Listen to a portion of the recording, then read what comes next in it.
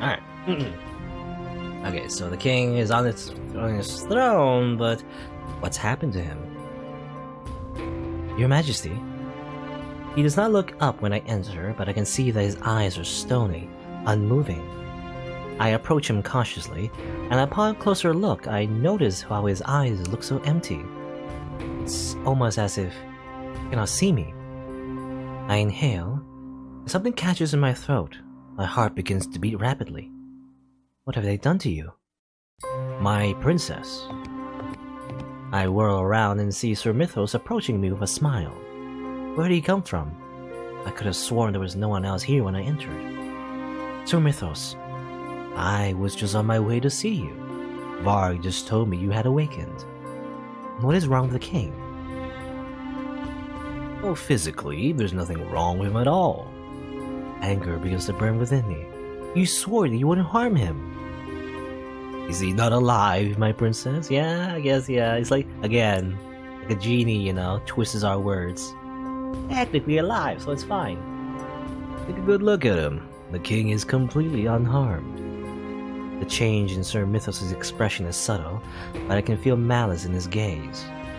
I should add that it was difficult to keep this promise, princess. My queen will be having words with you about this. Mother, where is she? Oh, she has left the palace for the time being. You've been unconscious for a week. My queen cannot spend every moment fretting by your bedside. Didn't Varg say he was the one to stay by my side? I shake the thought from my mind. When will I be seeing her? At dinner, I assume. Now, if that's all... Wait. Sir Mythos pauses abruptly to look at me. The servants I met in the hallway seem to remember me. How? You really cannot guess? He sighs as he runs a hand through his hair. When you turned 18, I became the Timbre Bearer. The curse that the Lesser Witch cast on you broke. Okay, is that how it works? Huh. Interesting, in that case, we didn't have to ever really try to do our good deeds. We could just waited, What? Moments before your mother woke, you were the strongest witch in all of Angel. A Lesser Witch's spell could not have any effect on you. Congratulations, princess. You're no longer a victim of the curse. Your life is back to the way it was before. Okay, well, alright. Now, is there anything else you would like to ask me? Yes, there is. About Fritz.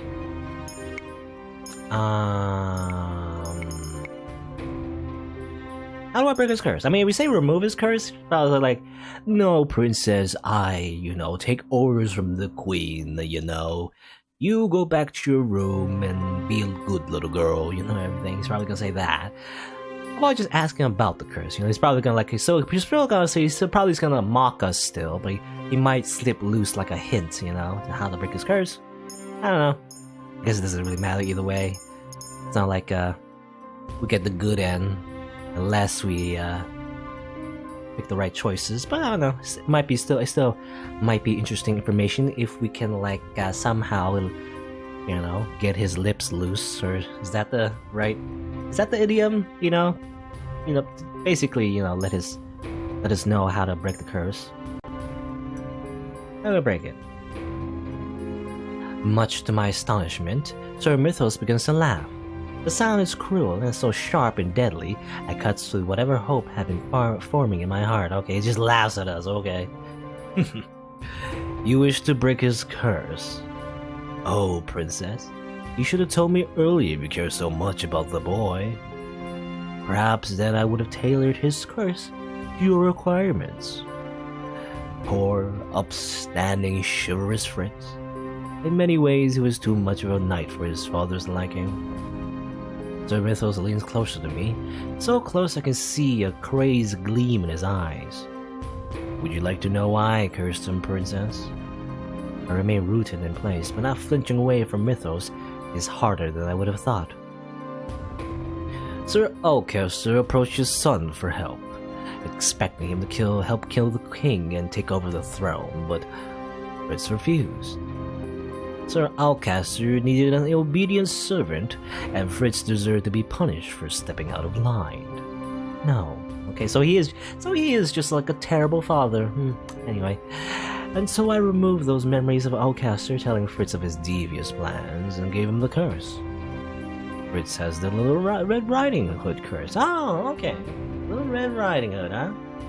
There's, after all, no better servant than the big bad wolf.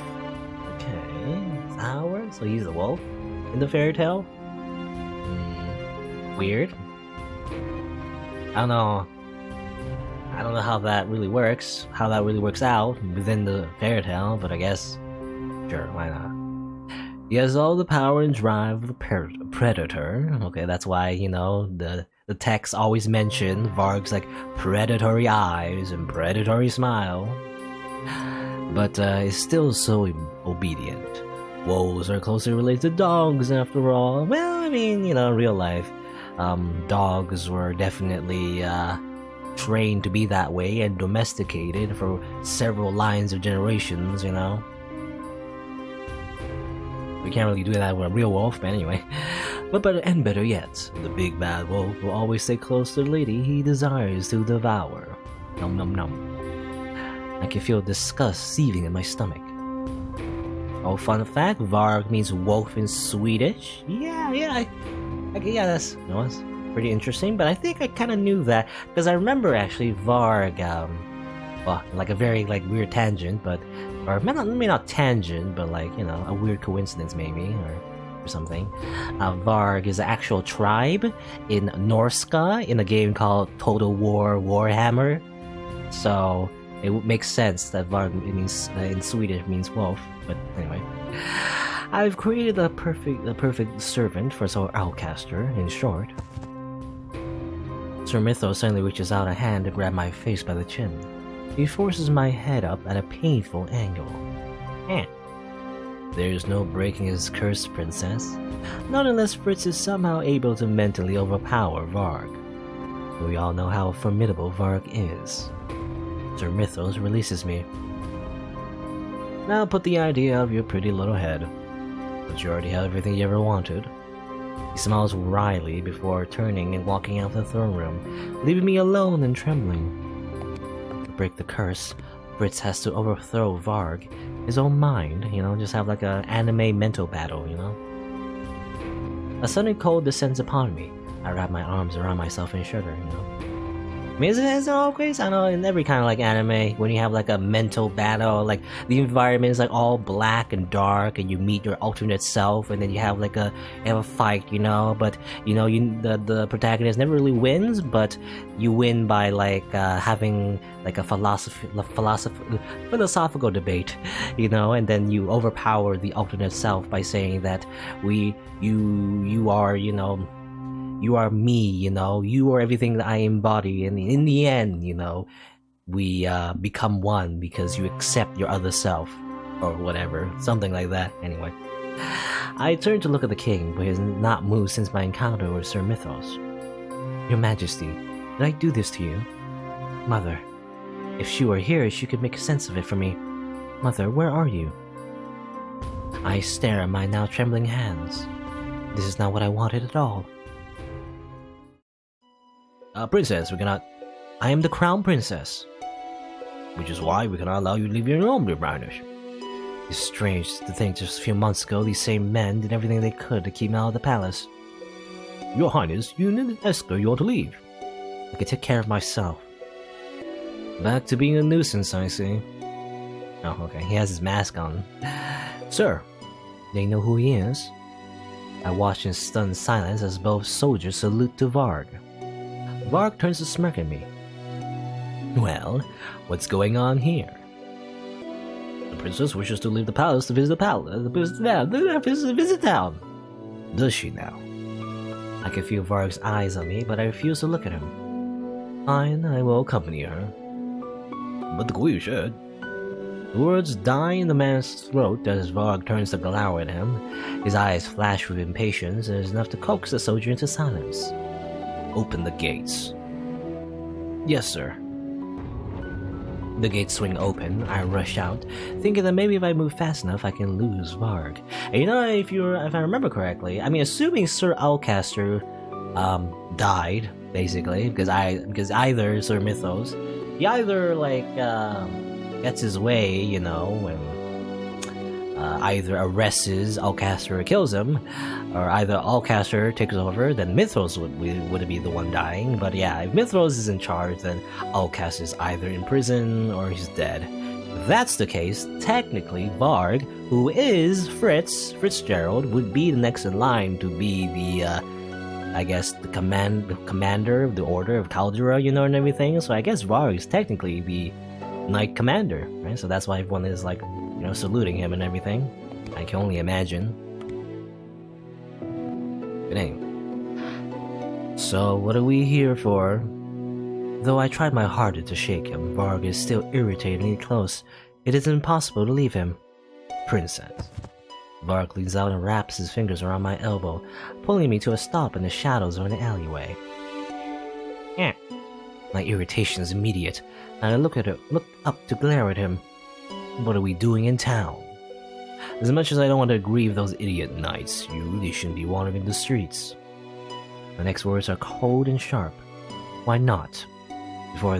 Before that was what everyone insisted I do. And now the only thing everyone wants is for me to stay indoors. Varg is silent for a few moments before letting out an exasperated sigh. I mean, isn't it the opposite? I mean, when the queen... I mean, it makes sense. When the queen was in power, she wanted Lucette to be sheltered and everything. When the king was in power, you know, he wanted Lucette to learn about the outside world. But again, now that the queen's in power again, you know, it makes sense that they want her to be inside. So this is not a surprise. Angelo is not what it was, princess. What are you talking about? Varg places his hands on my shoulders and turns me so that I am looking out onto the streets. I'm not overly familiar with the kingdom, but even I can tell that something is off.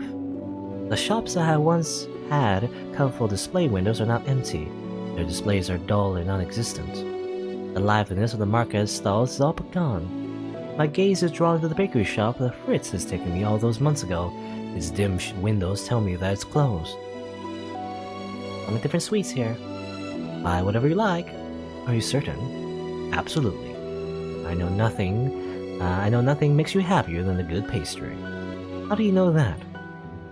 Well, it's a nice job to know these sorts of things. Just how much do you know about me? Nothing that anyone else wouldn't know. What's my favorite color?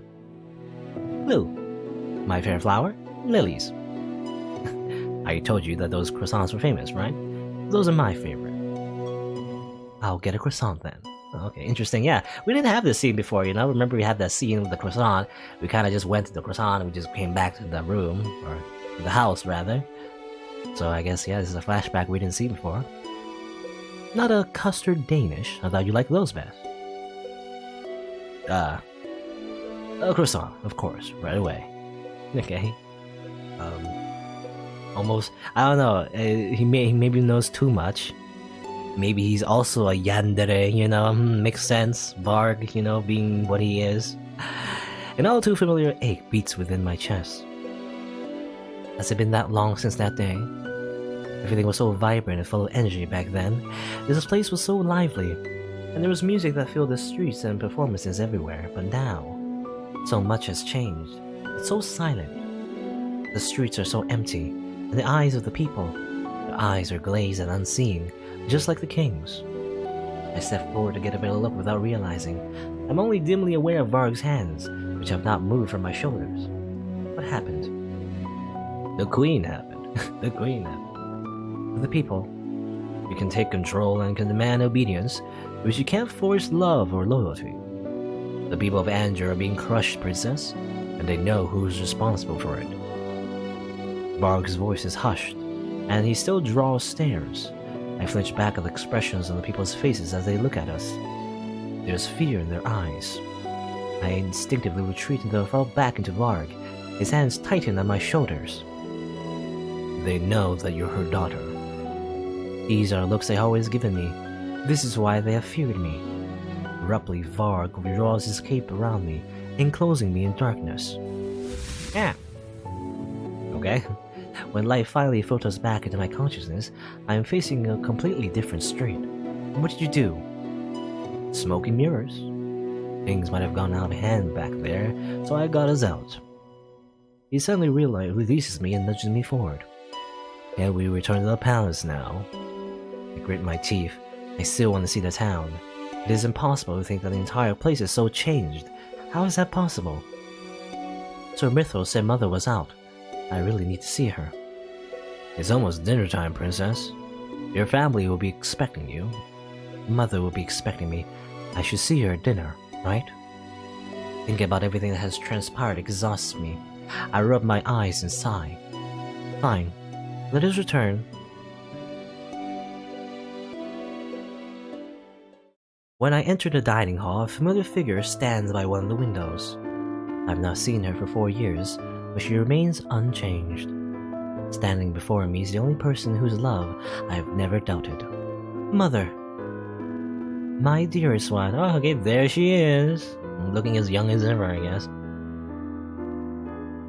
I move toward her immediately, like a moth drawn to flame. Soon I have my arms wrapped around her in a hug. I do not care that I'm crying. Mother. What? Shouldn't cry. Mother told you, don't cry. It's a sign of weakness. I've missed you so much. And I have missed you. I cannot believe that Mother is indeed alive. I'm crying so hard, tears blur my eyes and it takes efforts to speak. I thought you died. Mother presses a soft, cool hand to my cheek. Her touch is more comforting than I remember. And it is thanks to you that I did not. I am so proud of you, love. I thought her warmth would envelop me longer, but Mother is quick to draw away from me.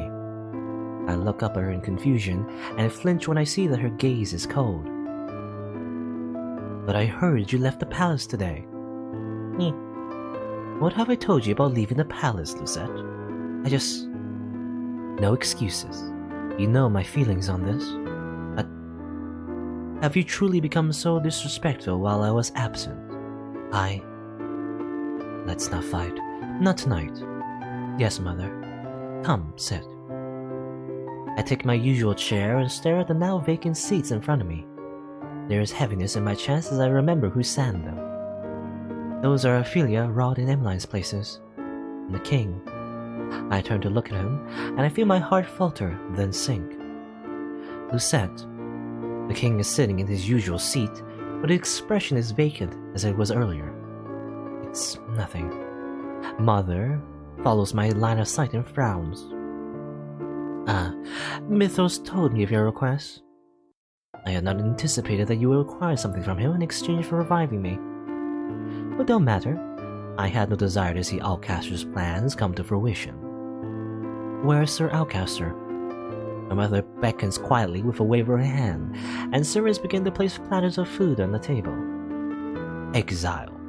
There's no place in this kingdom for a snake like him. No, I'm surprised there's as much mercy as you have given. I expected for him to be executed, And why is Varg still here? My mother looks at me with knowing eyes as servants spoon soup into our bowls.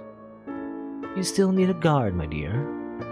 It was fortuitous for me to retain him, considering your actions today. I look down, my mind racing. But enough of these inconsequential notions. We must discuss your training. What? You are the crown princess, and you must learn how to be queen. Eventually, you too shall become the telegram bearer. I will show you how to control it.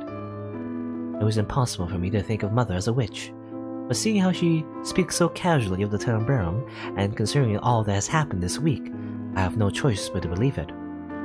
Why did you not tell me about the telegram, about the witches? Dearest one, you were so young, I wanted to protect you. It is no matter now, for I am here. I will teach you through practical demonstration.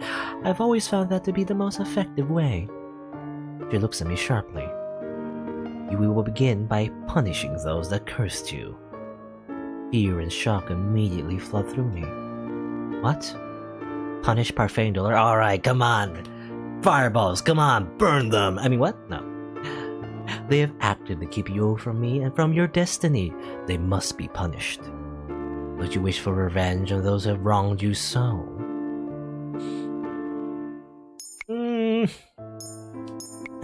right? I mean, protest because, we don't really want to kill them, right? I do not want revenge. Mother sits down her spoon. Nani? Dearest one, need I remind you how the people of this world will seek to abuse your nature and your position in order to use you? Have you not experienced the selfishness and the greed of people firsthand? Were you not cursed by such people? You're right, but the Laurent Parfait, they've been kind to me as well. Mother goes back to eating. Nom nom nom. Regardless, we shall restart your lessons tomorrow. For some reason, my eyes are drawn once more to the king. He's not moved since dinner began. His soup is still untouched. The king is barely conscious. Mother's right here, so close to me, and yet nothing feels right. You will succeed me in all things, my daughter. My mother speaks, and my attention snaps back to her. I expect nothing but your full devotion to this task.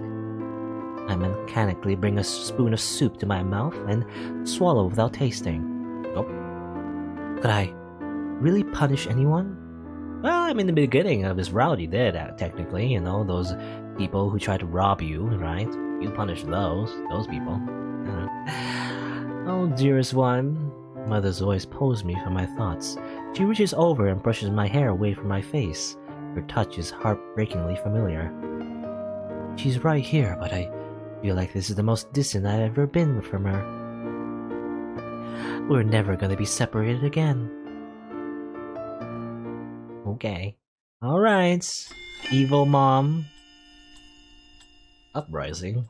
Oh, Viva la Revolution? Lucette, I cannot do this. You are not trying hard enough, but it is almost as if you do not wish to complete your training. Ever since Mother came back, she's been teaching me to use my magic.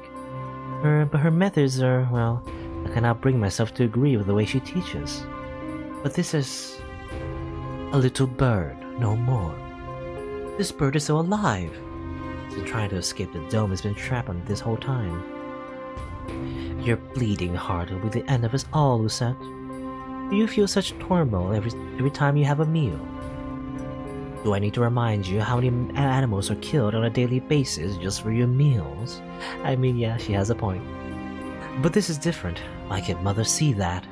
But also, there's a difference between, having an animal slaughtered in the distance, away from your eyes, and actually doing it yourself, All you're doing is removing the air in the dome. This is a lesson about control. How else are we to tell when you're successful without such a barometer and also turn you into a psychopath? Mother raises her hand and without any apparent effort manipulates the air in the dome. Now you see how simple it is. I stare at the bird's lifeless body inside the dome. The sight of it brings back old memories. This happened before, and even then I was not able to save the bird's life. I still cannot save anything. And because you hesitated, another bird must be brought in. How many birds will it take, Lucette? I need you to focus, dearest heart. We will continue tomorrow, and I expect you to perform as expected. Do you understand? Lucette. I nod my head numbly. Mother opens her arms and beckons me toward her. I reluctantly step toward her so that she can embrace me. There's no more warmth in her embrace. There's nothing. Mother strokes my hair. Before, I found the gesture endearing and comforting, but now, I feel cold. I do this because I love you, Lucette. You understand, yes? The words I want to say are trapped in my throat. I can't. Mother pulls back, a questioning look in her eyes. Say you love me, darling. Of course I love you. I do love her, but things are different now. I cannot deny who she is or what she can do. Mother sighs heavily before releasing me and turning around. Varg. The door opens and Varg steps inside immediately. He kneels before us. Your Majesty, take my daughter back to her room, as you command. Varg rises and bows before going to open the door for me. Princess? Good night, Mother. I curtsy and follow Varg out of the throne room. Ever since Fritz disappeared the day I woke up, he has now returned. The hope that he would return and that Varg would be destroyed is slowly disappearing. Every morning I wake and find Varg standing outside my door, I become more disheartened. I look at Varg's back as he walks in front of me. How am I supposed to bring Fritz back? Varg is only getting stronger each day. At this rate, Fritz will... Aduva. You know that will not work on me anymore, Princess. Ah, darn it.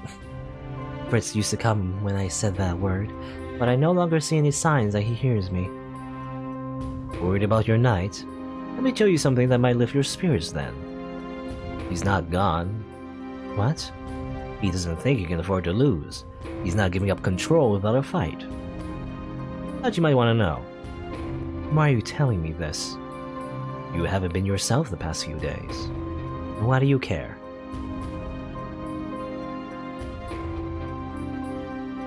Varg stops and turns to look at me. He's looking at me the same way Fritz always does, with gentle acceptance. I can almost believe I'm looking at Fritz and not Varg. I've been asking myself the same question. I know these feelings for you aren't my own, and yet... feelings for me. I guess his emotions for you are too strong. It's rubbed off on me, and now I'm stuck caring about you too. Varg's expression changes, a subtle sadness creeping into his eyes. Stupid. We both know who you choose when the time comes. What? Varg smiles, but is devoid of any cheer. Well, I guess I think I understand where he's coming from. I think I know what he means. But, well, I don't know. He turns around and continues walking without waiting for me. Hurry up, Princess. The rest of our walk is silent. The night is deep, dark and gentle, but I cannot find peace or sleep in the all-consuming silence. It's been 2 weeks since Mother's return, and 2 weeks since I've been able to sleep through the night. Most of my days are spent at Mother's side. When we aren't patrolling Angeal, she's teaching me how to use the Tanabarum, readying me as her successor. Every day only becomes clearer to me that the kingdom is suffering. People fear and hate us. It's even worse than it was before. Mother is cruel to everyone, even though I have yet to see them do anything wrong. Is this why Father hated her? Hey there. Your Highness. I beg your forgiveness. My child was not watching where he was going.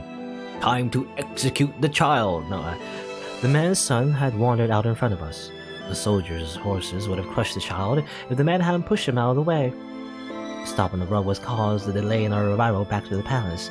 Mother had been out visiting an old friend, a witch. Mother? There's a blinding flash of light as Mother draws a shape in the air. When the light clears, the man has disappeared from in front of us. He's collapsed against the wall of a nearby building. Mother threw him into the building? Let's continue. But Mother, that man isn't moving. I don't think he's breathing. Come along, Lucette. Mother, why did you do that? That man, he... Are you questioning me, Lucette? Mother's gaze is cold as steel. Her eye is as sharp as a blade. I flinch away from her. You have become soft. The world has changed you while I was sleeping. Do not worry, dearest heart. I will bring you back to what you were. I promise. Oh. Mother smiled at me then, the same smile she would always give me when I was a child. I used to be comforted by the sight of it, but now it terrifies me. The king, I choked down the lump in my throat. He's gone. He speaks, he eats, but he's not here. If it were not clear in his actions, it is clear when I look into his eyes. He's right there, and yet I miss him. The frustration makes me restless. I stand up so that I can make my way toward the window and stare outside. I'm being ridiculous. Why should I miss him when he's not been nothing but neglectful? I've forgotten how he stopped caring about me when he invited his new family into the palace. He treasured them in his kingdom more than he ever loved me, and he never valued me. Yet I would give anything to go back to how things have been. The weight of my shoulders and in my heart is overwhelming. The feeling only worsens when I turn my thoughts to another person. Fritz. With a sigh, I lean my forehead against the cold glass of the window. Fritz said that, Varg said that Fritz is still fighting, so he must still be in there. How can I help him? Fritz? Who? Before I can turn, someone clamps a hand over my mouth. The rest of my words are muffled. Long time no see. That voice.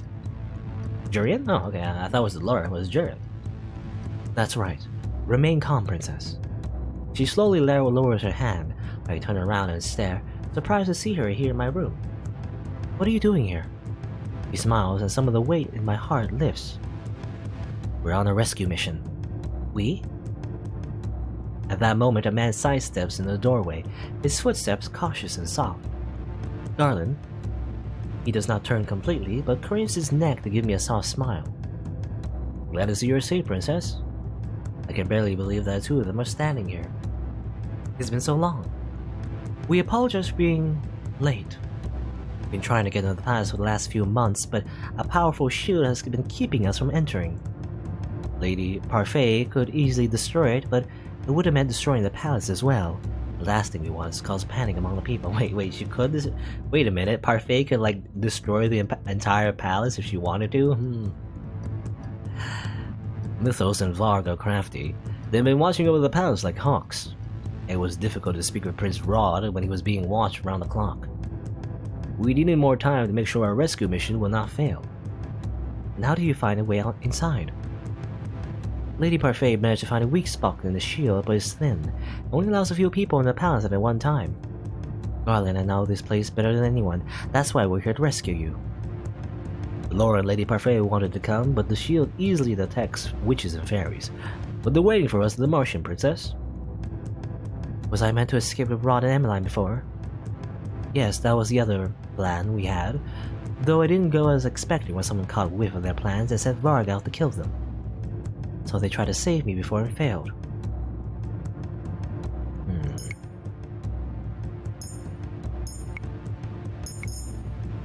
Am I not supposed to be here? What if someone discovers you? What if Mother finds you? No need to be so angry, princess. I stare at Juri in response. Not understand what will happen if Mother sees them. They're gonna, like, she's gonna snap her fingers and they're gonna, like, turn into corpses, so. You haven't changed a bit since you left? Jurian sighs and shakes her head. The disappointment in her voice is blatant. Jurian. I want to explain, but doing so would take so much time. You will not understand how dangerous Mother is in person unless they've seen her. There's no point in saying anything. Jurian looks at me seriously. Let's go. Jurian heads toward the door but stops when she notices that I'm not following her. Coming, princess? How can the Martian take me back after everything I've said and done? How could the Martian accept me back? Do they even want me to return? I only realize I've spoken aloud when Jurian answers me. Princess, we wouldn't be here if that weren't the case. We have to leave now. We're running out of time. I can think about this later. I nod and follow them out of my room. Hey, sneak, sneak, sneak. Jurian head leads the way and I follow after her. Garland brings up the rear. His eyes are alert as he constantly surveys our surroundings. The night around us is cold and still. The quiet only makes me more anxious. Varg usually appears in a situation like these. Is he not here? And I feel so useless to have to be rescued like this. Garland reaches out to place a hand on my shoulder. We're almost out. I nod, not trusting my own voice. Shh. Garland stands at attention as we continue slowly moving forward. Eventually, a figure moves to block our path. What is this? Okay, who? I cannot move. Drury and Garland, however, already have their swords out. The deadly metal glitters in the gray glow of the moon. Uh-oh. And here I thought the fairy had given up. Mythos. Her voice is a low growl. It's so full of malice it makes the hairs on the back of my neck stand on end. Let us pass. And if I did, where would you be taking the princess? Julian's shoulders tense. Garland glares at Mythos from behind her. I could lie, but it would also be easier to just kill you. You're as bloodthirsty as ever. But unfortunately, I cannot allow your mischief to continue. Sir Mythos has just begun to raise his hand when Jurian darts forward, her sword gleaming as she raises it to slice at his arm. Sir Mythos howls, falling hard to the ground as he curls in on him to cradle his injury. Oh, okay, so just cut off his arm. It was that easy, just do that. Go, quickly! The remaining quiet is all but shattered as we run away from Mythos. Though he is in pain, I can still hear his voice call out from behind us. Do not think this will be so easy, princess. As I assume he's still in pain. He deserved that? Yeah. At the very least, he deserves to be, in prison. In witch prison, maybe? I don't know. I don't know, did he I don't know, he's kind of an asshole. Did he kill anyone this time? I assume maybe Sir Alcaster, but otherwise... I don't know, he did kind of trick us. Maybe, no, he didn't really... he sort of tricked us. It was still the truth, summoning, resurrecting our mother and everything. I guess he didn't actually sacrifice us to summon mother or anything. I don't know. Again, he's still evil, but does he deserve, dying and everything? I don't know. Anyway, I ignore him and keep running, not daring to look back. At the very least, he needs a trial, maybe. A witch trial, maybe. I don't know. We've been running for a while now. My legs are beginning to go numb. Only a little longer, princess, and we'll be out. If anything, Alcaster, he deserves to die. He deserves his arm getting chopped off because he's much more violent, He just wants to kill. At the very least, Mythos is more subtle about it, You're doing well. I can do no more than nod as I force myself to keep running. I'm pathetic. I'm slowing them down so much. There, I can see the exit. Watch out. Oh. Kablam! Okay, explosion again? What happened? Jurian falls back to evade the explosion and bumps into me in the process. Moments later, however, she's once again standing at the ready with her sword. Garland sets his hand firmly on my shoulders to help me regain my balance. What was that? It was Megumin! No, a familiar face emerges from the smoke. Her expression called, uh-oh. Lucette. Mother. I didn't want to believe Mythos, but here you are. Princess, get back. Mother turns to face Jurian Garland, her expression full of contempt. I remember you, Jurian Valente. And you as well, Garland Baron. I thought I was rid of Alcaster's pests. We do not work for Sir Alcaster. No, you and your pet have changed allegiances, haven't you? What? What did you call him? Or I guess you should be more angry than that. Ahem. What did you call him? Like that? Anyway, the smile on Mother's face is bright and cruel. It sends chills trailing down my spine. Is that not what he is? Mother casually waves a hand at Garland, who remains quiet. He follows you around like a lost puppy. He's so desperate for a scrap of affection that he would do anything for you, regardless of his own pride. Ironic? All the time, I keep saying ironic, but so much irony because Mythos acts the same way to Hidir.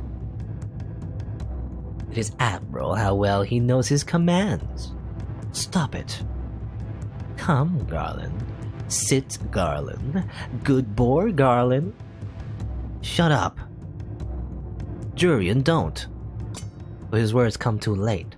Jurian rushes forward, her body nothing but a blur, her teeth bared in savage hatred. Jurian is fast, but Mother is faster. She raises her hand and sends Jurian back with a terrible flash of light as Garland catches her. And you defend his honor as if he were some poor maiden. How pathetic. Garland's voice is soft as he steadies Jurian. Jurian, please. She's just trying to get a rise out of you. I know that. Jurian throws his hands off, a murderous look in her eyes as she glares at Mother.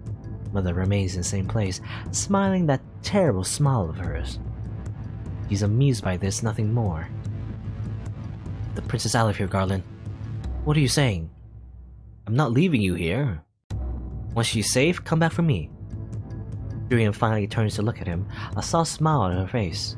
Trust me, Lan. There's a long moment of silence. The two gaze at each other. Unspoken words pass between them, and eventually Garland caves. Alright. Both of them tighten their grips on their swords. Are you done? Mother hasn't moved, though her presence in the small tunnel is overwhelming. Her magic smothers the very air. Jurian sinks into a stance, her body loose and poised, seemingly unperturbed. Ready when you are. Mother does not attack. Instead, she turns to face me with one graceful movement. Lucette, stop this nonsense. This is not the time for games. Be a good girl and go back to your room. Be a good girl and go back to your room, eh? Alright, second.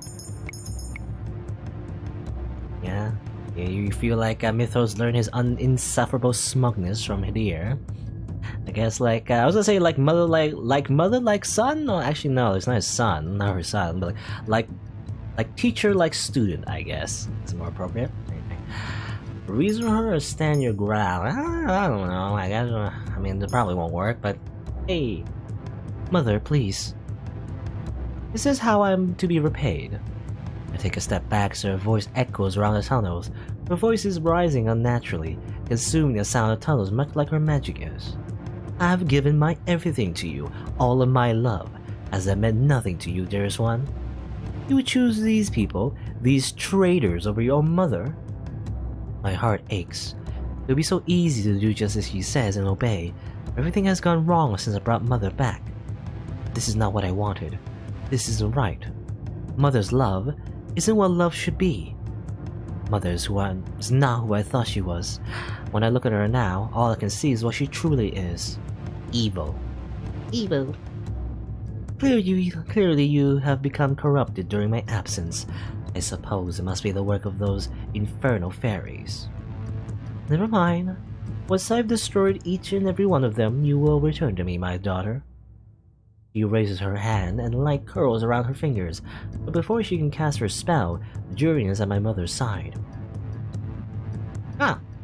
Jurian's sword glints as it slices through air, and then through Mother's clothes. Go! Rawr! Princess, come on! But Jurian, if we leave her alone... Garland pulls me away from my mother, and Jurian as the battle begins. I hear the dull clatter of metal as we run, and can see the flashes of light even as we escape back the way we came. Wait, does Mother have a sword somehow? Maybe.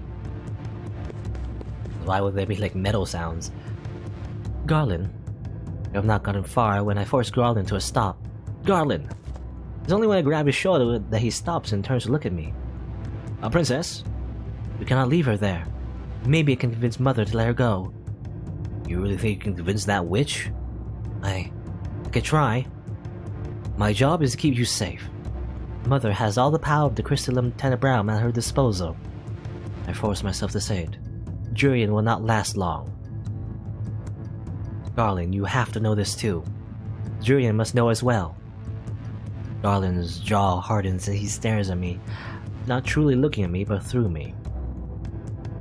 Garland, please. We cannot let Jurian die. Not when we might be able to do something about it. Garland stares the ground, his expression conflicted. I know he cares for her, and that's why he must go back for her. Garland closes his eye briefly. When he opens them, he knows he has made his decision. Then we go back.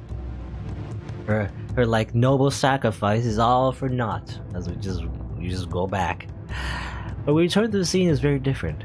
Blood splatters the tunnel walls and Jurian is on her knees, bent forward, her face away from us. My mother is nowhere to be seen.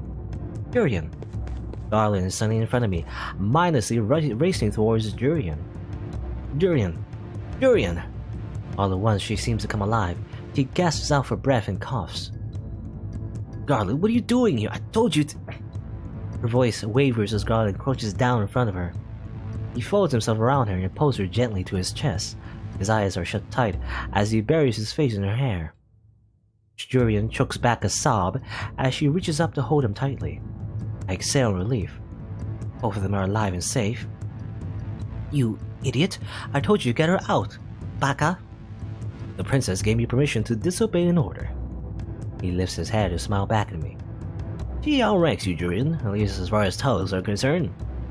Garland slowly guides her to her feet. What happened? The queen disappeared, and I... Julian suddenly just stops. We hear at the same time a terrible ripping sound like the air itself is being torn. I see the slither of shadows and unnatural light in the darkness, and I suddenly realize what is happening. My panicking mind is only able to process everything that happens in slow motion. Oh, okay. As it turns out, this was a horrible idea. Mother appears behind Julian, poised to strike. I see the horror in Garland's eyes, and acceptance and determination. I try to call out a warning, anything, but I can barely breathe. Garland pushes Julian toward me, and out of the way as he pushes my mother. Meh. At the same time, Garland pushes forward. Mother holds out her hand. It takes only a single heartbeat for her to plunge into Garland's chest. Garland! What a loyal pet, giving your life for hers. Garland's face crumples in on itself. Even from where I am, I can hear Mother twist her hand inside him. And how sad. Mother wrenches her bloody hand and Garland falls to the ground. You fool. You didn't even tell her that you loved her. Oh, okay, I guess in this timeline, he didn't confess. Oh well. You. Julian runs at my mother, a desperate cry of grief and rage escaping from her. Julian, no! She's too weak from her own injuries. She can barely hold up her sword. I'm unable to speak or move as Julian rushes toward her own death. Mother simply sidesteps, her expression disinterested as Julian falls to her knees. I was kind enough to kill him slowly for you, so you could say your goodbyes. Mother turns to me. The blood drips from her hand down to her dress, where it congeals and oozes like black tar. Do you understand now, dearest one? This is what you have made me to do. This is what you must do now to all those who have corrupted you. You were the one who forced my hand. Do not forget that. For a moment, the air in the tunnel disappears, and a terrible silence fills the darkness. By the time the air comes rushing back into my starved lungs, Mother is gone. The tunnel is empty, lights flicker in the aftermath of her disappearance. There goes that rescue plan. That didn't work out. The only thing I can hear apart from the rushing of blood in my ears is Julian's sobs. Garland, no! I make my way slowly toward her, like wading slowly through murky water. Julian is leaning over Garland and has his hand on her lap. He's still breathing. Parfait can help him. When I crouch down, I can see the open wound Mother left behind. I swallow down the bile that rises in my throat, along with any of my words of comfort. Magic cannot fix this. Garland, please. I get down on my knees beside Julian. This is my fault. Don't cry. Garland. He smiles at her. It's a genuine smile that breaks my heart. It's funny how he's totally fine in his sprite, but imagine, it's like a lot of blood on his chest and everything. Anyway, Julian shakes her head. No, Garland, you can't. Julian, I love... His voice trails off as he closes his eyes. It's tragic. His breathing becoming more labored. He gasps one last time before his body stills completely. Garland. I bite down my tongue and bow my head as Julian howls her loss into the silence of the blood-soaked tunnel. We spend some time with Garland in the tunnel, and Julian shakes her silent sobs as she grips his still body. But eventually, Julian gently removes Garland from her lap as she stands up. He takes his sword as she presses her hand to his face one last time, and then she dons on an eye patch and becomes punished Venom Julian and takes revenge. No. Then she turns and walks away from Garland's body with his sword and touched tightly in one hand. She grips her sword in the other, time to dual wield. It takes all that I have to keep up with her. Jurian, this is all my... Not now. Her voice is quiet, and all the more disturbing for it. This is all my fault. What's that? Jurian! What? Well, I guess I assume Mother is just gonna let us, walk off after teaching us a lesson, I guess? Killing one of our friends or traitors or whatever. What's he doing here? Waltz comes running up to us, his eyebrows crease with worry. I've been waiting for so long, I was about to... He pauses, his eyes flickering to the swords in Jurian's hands. Why do you have Garland's sword? Waltz's face pales. Where is he? Gone. What? Garland's gone. Her hands tighten on the sword she holds. For a few moments her shoulders slouch, but then she turns away abruptly and continues walking. Let's go. Waltz turns to me. They said it was going to be a simple in and out, so I let them go alone. What happened in there? Yeah, well, it didn't turn out well. Mother came in and she basically murdered everyone. Well, not everyone, just Garland. Murdered Garland. Princess, I'm sure that's not true. I glare at Waltz's tears well in my eyes, because my answer was like, it was all my fault, it was all my fault, wah! Waltz falls silent as he studies my face, and he sighs before taking my hand. We'll sort this out of the Martian. Come on. As soon as the Martian doors close behind us, Jurian collapses. Jurian! Luckily, I'm close enough to catch one of her arms, and Waltz is fast enough to catch the other. Move her to the chair. Together, we manage to guide Jurian to the chair. We set her down on it as gently as we can. I watch as she unfolds on the chair, and that is when I see the dark red slashes and tears in her clothing. Some of her wounds are open and visibly bleeding. She's still bleeding. Waltz pulls a cloth from his back pocket and hands it to me. Clean what you can. I'll get Lady Parfait and Rumple. He runs off, leaving me alone with Jurian. It looks like she's bleeding everywhere. Where do I start? I steel myself and kneel by her side. Gently, I reach out and begin to wipe at the worst of what I can see. Jurian moans, I flinch in sympathy. I'm sorry. I feel a lump rise in my throat. I convinced Garland to go back. If I hadn't, he wouldn't have. Jurian shifts slightly to put her hand on my cheek. Her touch is cool and gentle. Jurian? There's a softness in her gaze, an inexplicable kindness in the touch of her hand.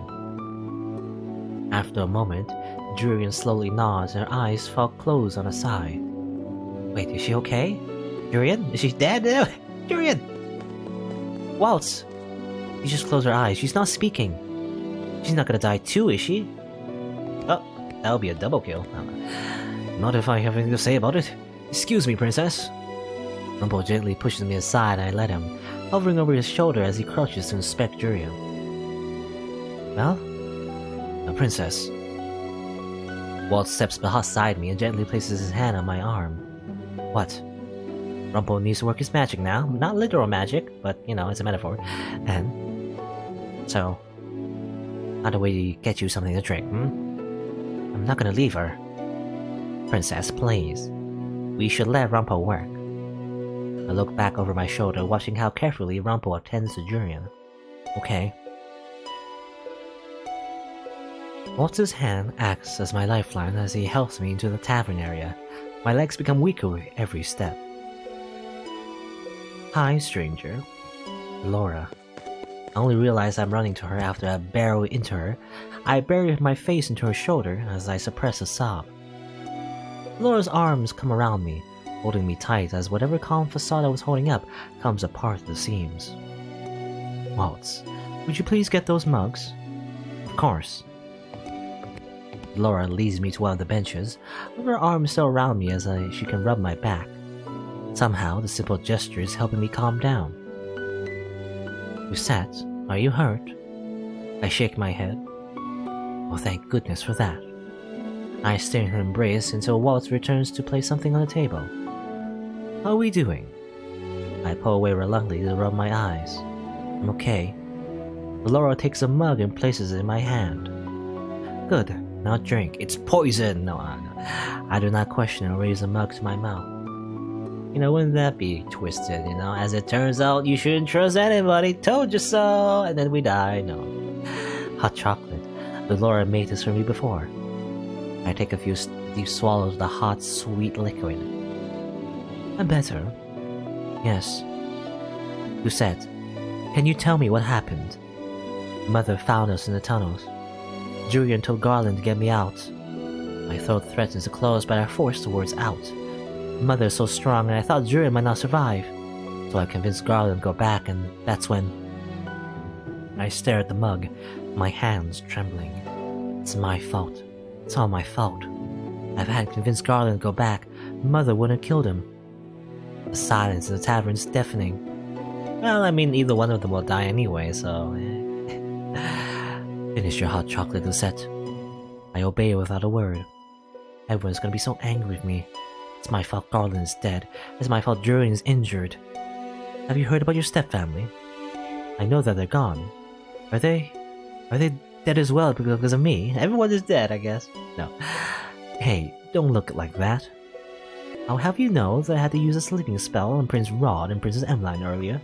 They heard about what Julian and Garland were gonna do tonight. I don't think I would be able to stop them from coming along on a rescue mission otherwise. What? Got them out, Princess. Varg would have killed them if he hadn't stepped in. The Queen was already waiting at the end of the tunnel on the day the Prince and Princess escaped. Alcaster must have somehow gotten wind of the escape plan, which is why he had Varg try to eliminate them then and there. Security tightened more after that day. Oh, thank goodness. And we've been worrying about you ever since you left. Well, ever since you stormed out all those months ago. Laura's smile is sad as she reaches up to push my hair out of my face. None of this was your fault, Lucette. If anything, it was mine and Parfait's, for letting this happen. We tried to help you escape, but we couldn't break the shield around the palace in fear of putting everyone else inside in danger. This is why we had to wait. We never thought we'd have to worry about Hideo being revived. And though we would have liked to save you outside of the palace... That's right, I was out of the palace more than a couple of times, once with Varg and another with Mother. We couldn't put the lives of others in danger when Hideo was right there. She would have killed the citizens. Even if I wanted to escape the day I was with Varg, he wouldn't have let me. I gripped my now empty mug and I guess just chugged that very quickly. Princess, I understand how you feel, and I know it's difficult, but frankly, we have bigger fish to fry. I think you realize now what kind of person Hideo is. I do. Did you know what we must do? I know too well what we must do. In fact, I knew this was bound to happen sooner or later. I started this. I do not know if I can fix everything. I do not know if I can save Angel. No matter how long it might take, I must make things right. I finally look up at Dolora and nod. We have to stop Mother. Alright. It's time for the rebellion.